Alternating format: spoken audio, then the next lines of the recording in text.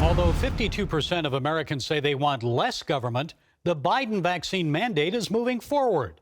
There's no backing off for this president and Democratic Party leaders.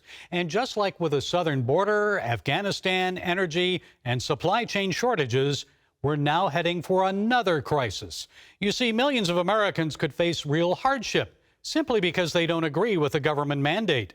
Airline pilots, medical personnel, police officers, other vital workers are resisting the mandate. In Chicago, Mayor Lori Lightfoot is taking on the police. About 1/3 of the Chicago police force is yet to meet the vaccination requirement, so Lightfoot has ordered that they be suspended without pay if they fail to report their vaccination status. Whatever happened to health privacy rights? I guess they don't apply for the men and women in blue who risk their lives every day protecting the people of the Windy City.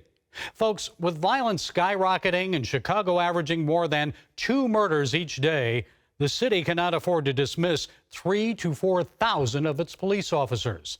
The city of Seattle is facing a similar crisis. And what about companies like Southwest Airlines? The Southwest Pilots Association is requesting a court injunction to prevent implementation of the company's vaccine deadline. Other Southwest workers are joining the pilots in protest.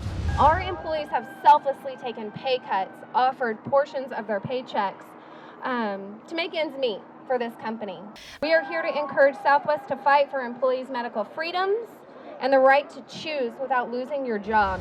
Bowing to pressure, Southwest now says unvaxxed workers will keep their jobs as the company coordinates, quote, with them on meeting the requirements of vaccine or valid accommodation.